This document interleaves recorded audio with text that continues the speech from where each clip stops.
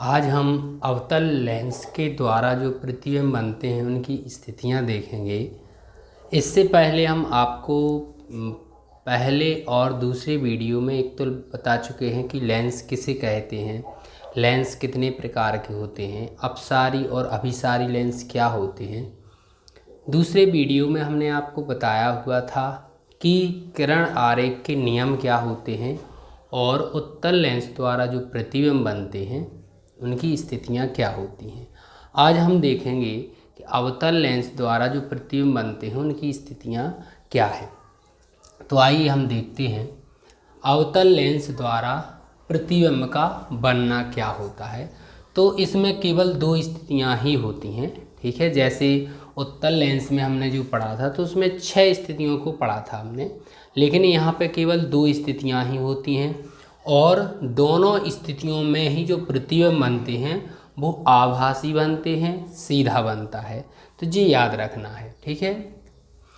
पहली स्थिति इसकी है कि जब वस्तु क्या होती है, अनंत पर स्थित होती है। जब वस्तु अनंत पर स्थित होती है तो प्रतिबिंब कहाँ बनेगा। मान लीजिए कि कोई हमारी एक ए बी वस्तु है जो अनंत पर रखी हुई है, ए और बी, ठीक है। प्रकाश किरणें क्या होती हैं, मुख्य अक्ष के समांतर आ रही हैं। तो अपवर्तन के बाद, लेंस से अपवर्तन के बाद ये क्या होती है, अपसारी हो जाती हैं, यानी विभिन्न दिशाओं में फैल जाती हैं, क्योंकि इसकी प्रकृति होती है अपसारी प्रकृति की। तो ये इस दिशा में इसको अपसरित कर देता है और ये इस दिशा में अपसरित कर देता है। अब जब दोनों प्रकाश किरणें मिलेंगी नहीं तब तक प्रतिबिंब नहीं हमें प्राप्त होता है। तो ऐसी स्थिति में हम क्या करते हैं, इन किरणों को पीछे बढ़ाते हैं। तो ये हमें क्या है, द्वितीय फोकस पर मिलती हुई प्रतीत होती हैं। तो कहने का मतलब ये होता है कि जब वस्तु हमारी अनंत पर स्थित होती है तो जो प्रतिबिंब बनता है वो द्वितीय फोकस पे बनता है, वस्तु की ओर ही बनता है, छोटा बनता है, आभासी बनता है, ठीक है, और सीधा बनता है। तो ये हमारी पहली स्थिति होती। तो यहाँ पे हम लिखेंगे कि जो हमारा प्रतिबिंब है, प्रतिबिंब सीधा, आभासी, ठीक है, वस्तु से छोटा बनता है, ठीक। और ये कहाँ बनता है, वस्तु की ओर ही बनता है, वस्तु की ओर बनता है। तो ये हमारी क्या है, पहली स्थिति है कि जब वस्तु अनंत पर स्थित होती है तो प्रतिबिंब सीधा, आभासी, वस्तु से छोटा, वस्तु की ओर यानी वस्तु की तरफ ही बनता है।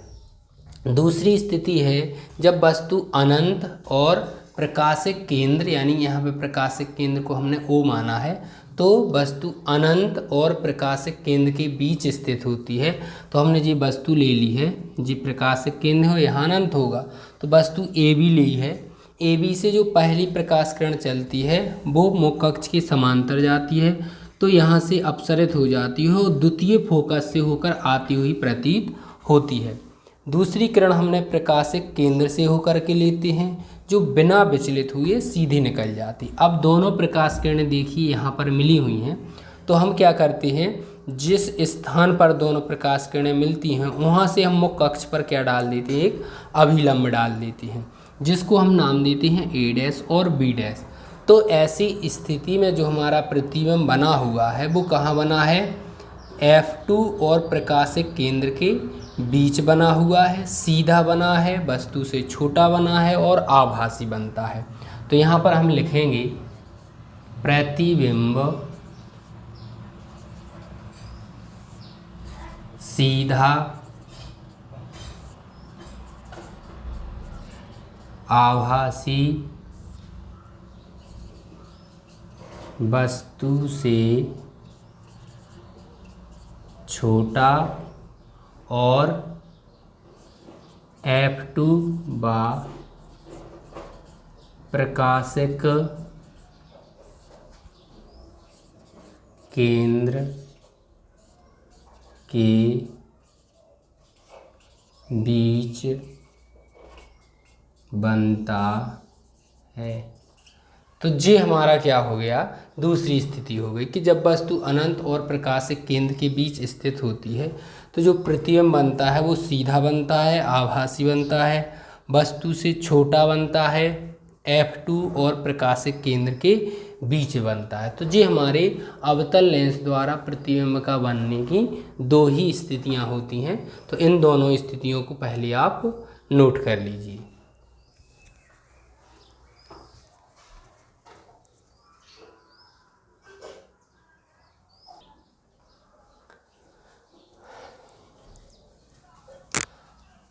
अब हम लेंस के लिए चिन्ह परिपाटी पढ़ेंगे कि लेंस के लिए चिन्ह का कैसे हम पता करें कि किस तरफ हमें कौन सा चिन्ह लेना है।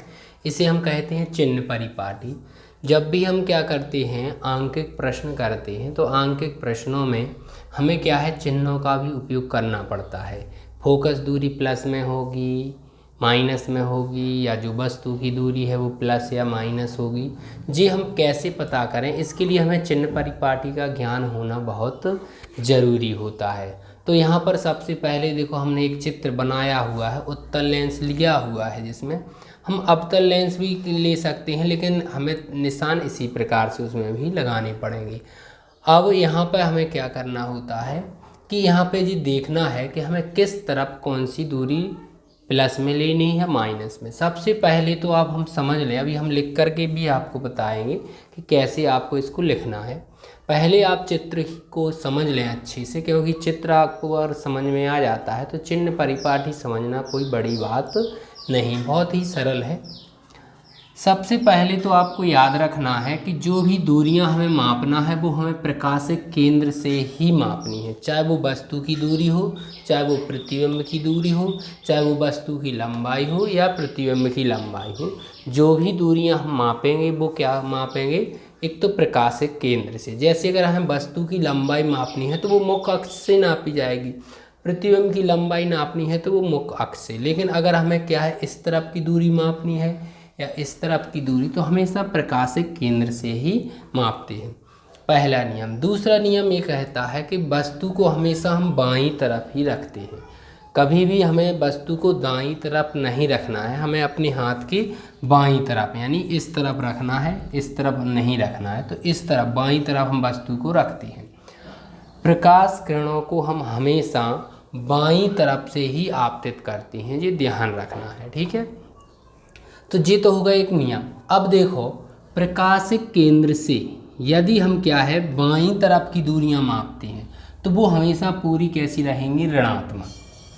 प्रकाशिक केंद्र से बाईं तरफ की, जैसे हम यहाँ पर ऐसे खड़े हुए हैं, आप देखें जी हमारा बायां हाथ है और जी हमारा दायां हाथ है।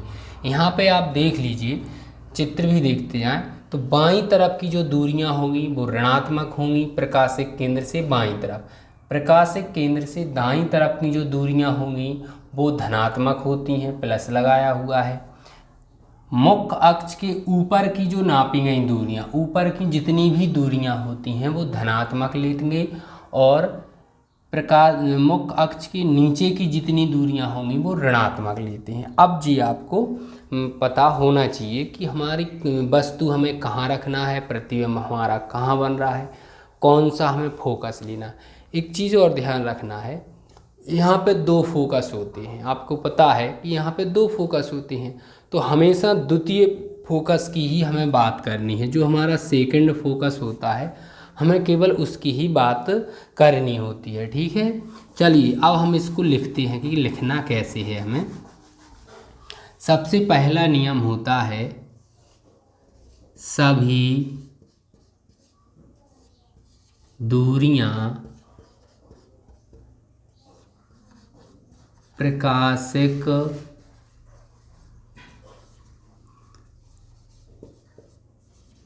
केंद्र से मापते हैं। दूसरा नियम है, वस्तु को हमेशा बाईं ओर रखते हैं। ठीक है। तीसरा नियम है आपतित किरण की दिशा में सभी दूरियां धनात्मक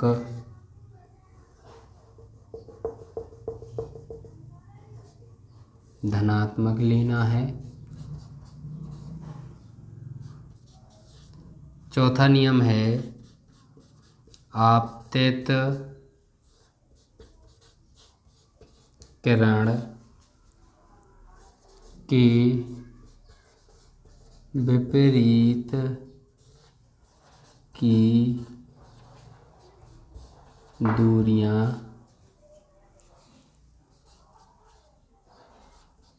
ऋणात्मक लेना।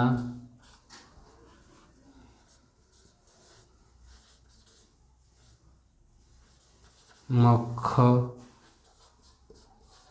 अक्ष के ऊपर की लंबाई धनात्मक। छठवां है मुख्य अक्ष के नीचे की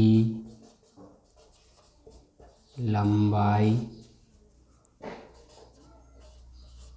ऋणात्मक।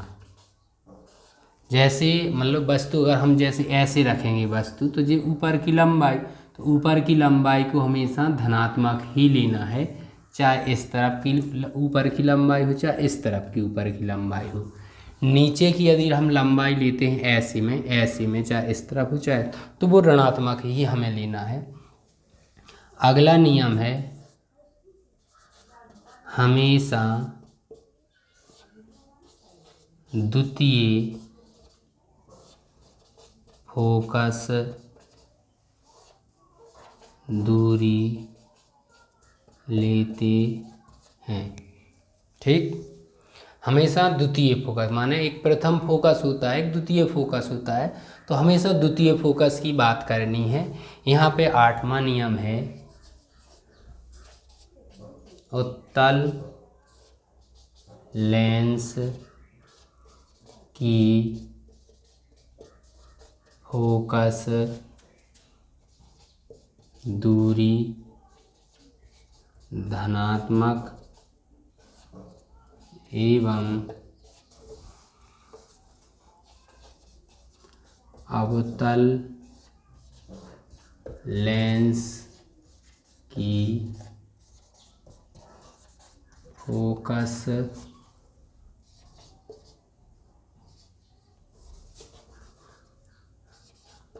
दूरी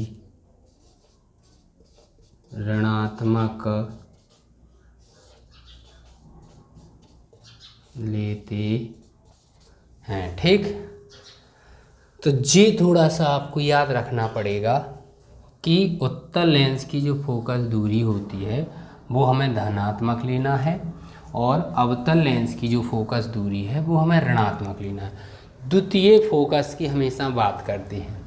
अगर हम इसका द्वितीय फोकस देखते हैं तो इसका द्वितीय फोकस जो होता है उत्तल लेंस का वो दाईं तरफ होता है, जबकि अवतल लेंस का द्वितीय फोकस बाईं तरफ होता है, इसलिए हम उसको ऋणात्मक लेते हैं। तो ये हमारी चिन्ह परिपाटी हो जाती है। अब आपको इसमें जी पता होना चाहिए कि हमारा प्रतिबिंब किस तरफ बन रहा है, बाईं तरफ बन रहा है या दाईं तरफ बन रहा है, लंबाई हम ऊपर की नाप रहे हैं या नीचे की नाप रहे हैं। अगर हमें जी सब याद रहता है तो हमें चिन्ह परिपाटी कोई मतलब कठिन कार्य नहीं है इसको याद करना। अब ये पॉइंट भी याद रख सकते हैं, तो इसको पहले नोट कर लीजिए, फिर इसके बाद हम आगे देखते हैं।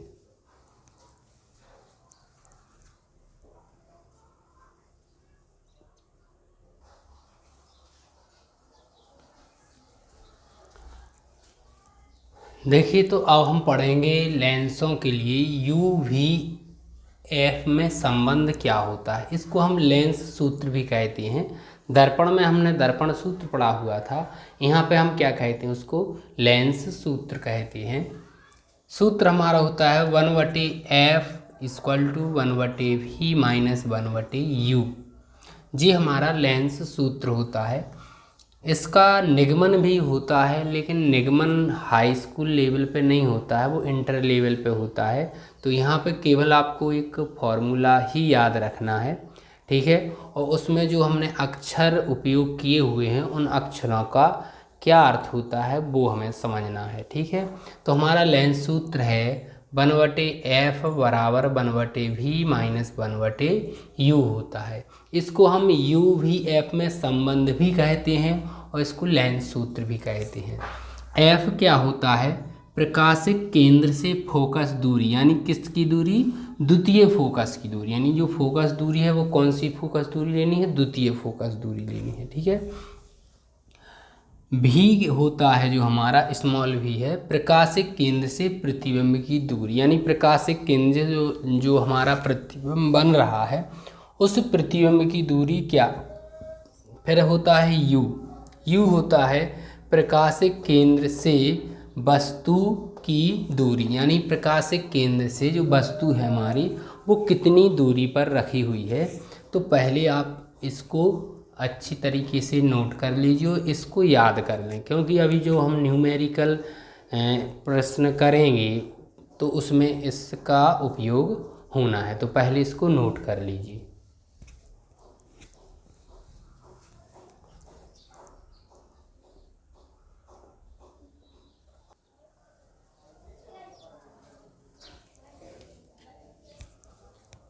अब यहाँ पर हम देखेंगे कि रेखीय आवर्धन किसे कहते हैं।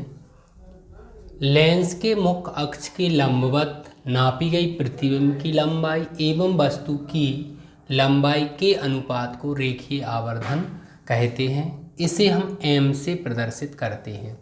मतलब जो हमारा लेंस होता है उसके मुख्य अक्ष के लंबवत, ऊपर की ओर या नीचे की ओर, ठीक है। लेंस के मुख्य अक्ष के लंबवत नापी गई प्रतिबिंब की लंबाई एवं वस्तु की लंबाई के अनुपात को रेखीय आवर्धन कहते हैं। इसे हम m से प्रदर्शित करते हैं। रेखीय आवर्धन बराबर होता है प्रतिबिंब की लंबाई बटे वस्तु की लंबाई। प्रतिबिंब की लंबाई को हम I से प्रदर्शित करते हैं और वस्तु की लंबाई को हम O से प्रदर्शित करते हैं। यहाँ पे हमारा फॉर्मूला बन जाता है m = I/O = v/u। यानी प्रकाशिक केंद्र से प्रतिबिंब की दूरी और प्रकाशिक केंद्र से वस्तु की दूरी। तो जी हमारा क्या है, आवर्धन का फॉर्मूला होता है। तो याद रखना है, जी जो फॉर्मूला होता है उत्तल लेंस और अवतल लेंस दोनों के लिए यही फॉर्मूला होता है। तो m = I/O = v/u। I है प्रतिबिंब की लंबाई, O है वस्तु की लंबाई, V जो है प्रकाशिक केंद्र से प्रतिबिंब की दूरी है और U जो है वो प्रकाशिक केंद्र से वस्तु की दूरी है, ठीक है। यहाँ पर प्रश्न पूछा जाता है कि यदि हमारा मतलब कोई वस्तु इतनी लंबी है और प्रतिबिंब इतना बड़ा बन रहा, मतलब इतनी लंबाई का बन रहा है, तो आवर्धन क्या होगा। तो यहाँ पर आप ध्यान रखें, यदि वस्तु की लंबाई बराबर प्रतिबिंब की लंबाई, प्रतिबिंब की लंबाई यानी कि जो वस्तु की लंबाई है और प्रतिबिंब की लंबाई, दोनों की लंबाइयाँ कैसी हैं, बराबर है, तो इसका जो आवर्धन होता है वो हमेशा 1 होता है, ठीक है। अब यदि मान लो कि वस्तु की लंबाई अधिक है, वस्तु की लंबाई कैसी है, अधिक है, और प्रतिबिंब की लंबाई, प्रतिबिंब की लंबाई, यानी वस्तु की लंबाई अधिक है और प्रतिबिंब की लंबाई कम है, प्रतिबिंब की लंबाई कम है, यानी वस्तु मान लो कि 5 सेंटीमीटर की है और प्रतिबिंब बन रहा है 2 सेंटीमीटर, तो वस्तु की लंबाई अधिक है। अगर वस्तु की लंबाई अधिक होती है तो जो आवर्धन होता है वो होता है 1 से कम, 1 से कम होगा। ठीक है, ये याद रखना है, यहाँ लिख दो आवर्धन, और यह होगा आवर्धन कितना होगा, 1 से कम होता है यदि वस्तु की लंबाई अधिक है तो। अब यहाँ पर लिखेंगे वस्तु की लंबाई कम है और प्रतिबिंब की लंबाई अधिक है, प्रतिबिंब की लंबाई यदि अधिक है तो जो आवर्धन होगा 1 से अधिक। उदाहरण में ले लें 1 से अधिक, जैसे इसके लिए देख लें, जैसे वस्तु की लंबाई कितनी है, 4 है और प्रतिबिंब की लंबाई भी दोनों कैसे हैं, बराबर है, यानी 4 है, 4 से 4 कट जाएगा, बराबर कितना आएगा, 1, यानी आवर्धन कितना आ रहा, 1 आ रहा है। दूसरे के लिए देखें, जी 1 नंबर हो गया जी। पॉइंट आपको याद रखना है क्योंकि ये वैकल्पिक प्रश्न जो आपसे पूछे जाएंगे उनमें प्रश्न बन सकता है इससे संबंधित।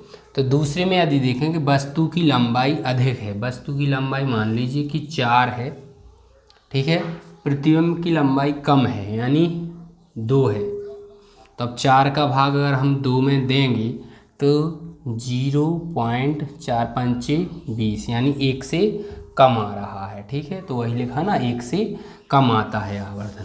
अब यदि मान लो तीसरे पॉइंट के लिए कि वस्तु की लंबाई कम है और प्रतिबिंब की लंबाई अधिक है, यानी प्रतिबिंब 4 है और प्रतिबिंब 2 है, तो इसका मान कितना आएगा, 2 आएगा, 1 से अधिक होगा। ठीक है, तो जी आपको पॉइंट ऐसे याद रखना है। तो चलिए सबसे पहले आप इसको नोट कर लें।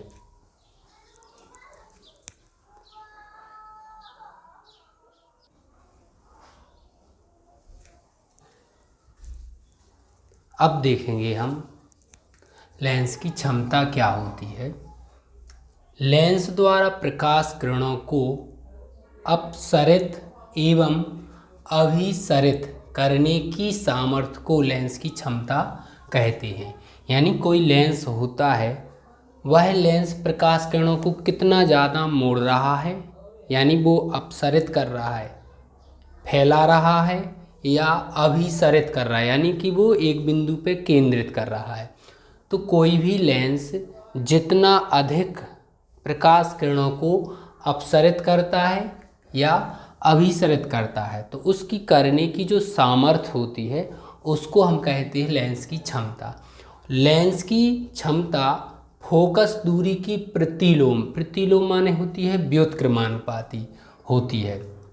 तो लेंस की जो क्षमता होती है वो फोकस दूरी के प्रतिलोम या उसको व्युत्क्रमानुपाती कहते हैं, जबकि जो हमें फोकस दूरी दी हो वो हमें मीटर में दी हो।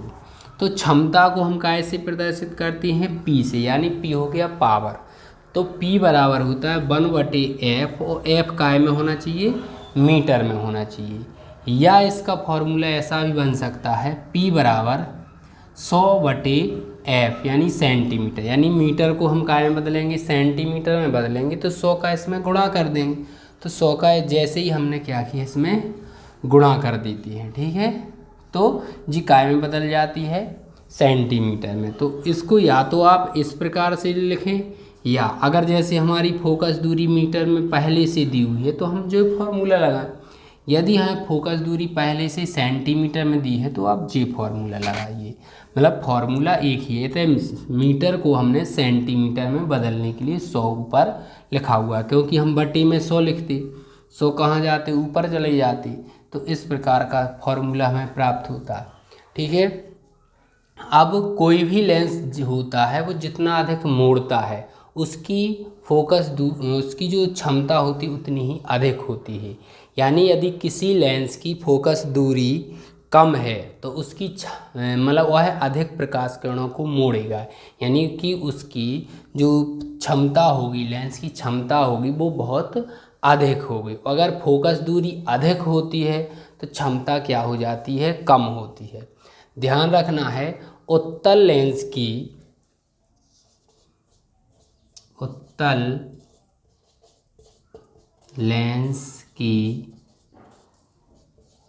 क्षमता कैसी होती है, धनात्मक होती है, क्योंकि उत्तल लेंस की फोकस दूरी भी कैसी होती है, धनात्मक होती है।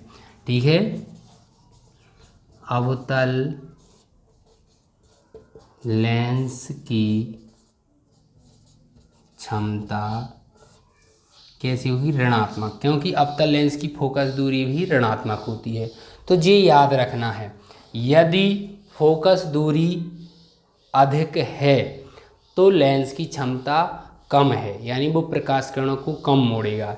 यदि फोकस दूरी कम होती है तो वह प्रकाश किरणों को उतना ही अधिक मोड़ेगा, यानी उसकी क्षमता बहुत अधिक होगी। तो इस पॉइंटों को आप लिख लीजिए।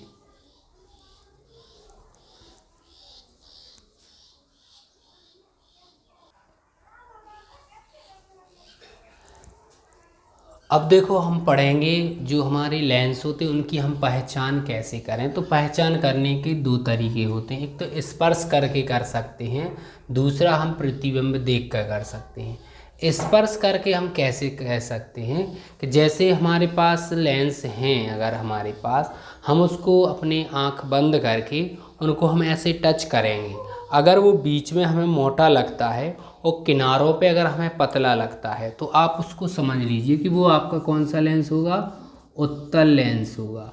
क्योंकि जी परिभाषा भी हमने बताई हुई थी कि जो लेंस क्या होता है, बीच में मोटा होता है और किनारों पे पतला होता है, उसको बोलते हैं उत्तल लेंस। तो आप आंख बंद करके जब उसको स्पर्श करेंगे आप, तो बीच में मोटा लगेगा और किनारों पे पतला है, तो वो कहलाएगा कौन सा, उत्तल लेंस। यदि अवतल लेंस हुआ तो वह बीच में क्या होगा, पतला, और किनारों पे होता है मोटा, तो उसको हम बोलेंगे कौन सा, अवतल लेंस बोलेंगे। तो इस प्रकार से हम क्या कह सकते हैं, लेंस की पहचान स्पर्श करके कर सकते हैं। दूसरी है हमारे प्रतिबिंब को देख करके। प्रतिबिंब देख करके ऐसे, जैसे हमारा अगर अवतल लेंस हुआ तो इससे जो भी प्रतिबिंब बनते हैं वो एक तो क्या बनते हैं, सीधे बनते हैं और आभासी बनते हैं और वस्तु से छोटे होते हैं। कैसे होते हैं, छोटे हैं। यदि हमें प्रतिबिंब सीधा दिख रहा है, आभासी दिख रहा है और छोटे दिख रहे हैं तो आप समझ जाइए कि वो हमारा कौन सा लेंस होगा, अवतल लेंस होगा। यदि उत्तल लेंस होगा तो यदि उससे जो प्रतिबिंब बनते हैं उनसे प्रतिबिंब बड़े भी बनते हैं, ठीक है, बड़े भी बनेंगे, ठीक है, और उल्टा और कैसा बनता है, वास्तविक बनता है। ठीक है, बड़े बनते हैं, उल्टा बनता है, वास्तविक बनता है और छोटा भी बनता है और सीधा भी बनता है। अब उसकी हमें स्थितियाँ ऐसे देखना पड़ेंगी कि जैसे हम पास से देख रहे हैं, दूर से देख रहे हैं, तो जी अगर हमें इतनी सारी स्थितियाँ अगर देखने को मिलती हैं तो हम कहेंगे कि वो उत्तल लेंस है। और यदि हम अवतल लेंस लिए हैं, वो चाहे पास से देखें चाहे दूर से देखें, हमें प्रतिबिंब हमेशा सीधा, आभासी, ठीक है, आभासी और छोटा ही बन रहा है, चाहे प्रति वस्तु को हम पास में रख के देखें या दूर रख के देखें, तो वो अवतल लेंस ही होता है। तो जी हमारे प्रतिबिंब देखने के बाद हमेशा ध्यान रखना कि अवतल लेंस के द्वारा जो प्रतिबिंब बनते हैं वो हमेशा वस्तु से छोटे ही बनते हैं, सीधे बनते हैं, आभासी।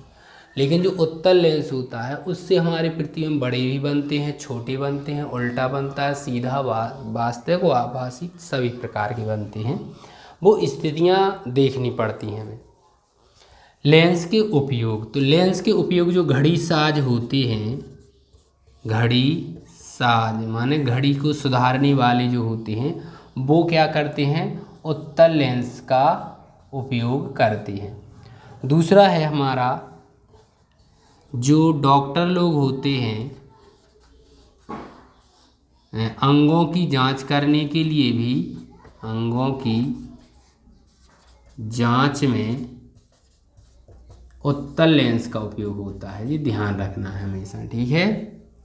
घड़ी साज जो होते हैं वो भी उत्तल लेंस का उपयोग करते हैं, जिनसे उन्हें बड़ा प्रतिबिंब सीधा दिखाई दे पास में रख के। डॉक्टर द्वारा जो हमारे आंतरिक अंगों की जांच की जाती है उसमें भी ये उत्तल लेंस का उपयोग करते हैं। तीसरा हमारा होता है जो हमारे ये कैमरा होते हैं, ठीक है, दूरदर्शी होते हैं, ठीक है, सूक्ष्मदर्शी जो होते हैं उनमें क्या होता है, उत्तल लेंस का उपयोग होता है, ठीक है। चौथा हमारा पॉइंट है निकट दृष्टि दोष जो हो जाते हैं, हमें दृष्टि दोष जो होते हैं उनके निवारण के लिए हम क्या करते हैं, लेंसों का उपयोग करते हैं। जैसे अगर हमें निकट दृष्टि दोष होता है, निकट दृष्टि अगर दोष है तो हम करेंगे कौन से, अवतल लेंस लगाएंगे, ठीक है। यदि दूर दृष्टि दोष है तो हम लगाएंगे क्या, उत्तल लेंस, ठीक है। निकट दृष्टि दोष में हम ध्यान रखना है कि अवतल लेंस का उपयोग करते हैं और दूर दृष्टि दोष में हम उत्तल लेंस का उपयोग करते हैं। तो ये हमारा क्या था, लेंस से संबंधित लास्ट वीडियो था। अब हम जो आगे वीडियो बनाएंगे, आपको आंकिक प्रश्नों के वीडियो बनाएंगे, तो पहले इसको आप अच्छे से नोट कर लीजिए। उपयोग से संबंधित कोई एक ना एक क्वेश्चन आपसे वैकल्पिक में पूछा जाता है, तो आप इनको बहुत अच्छे से याद रखें, ठीक है।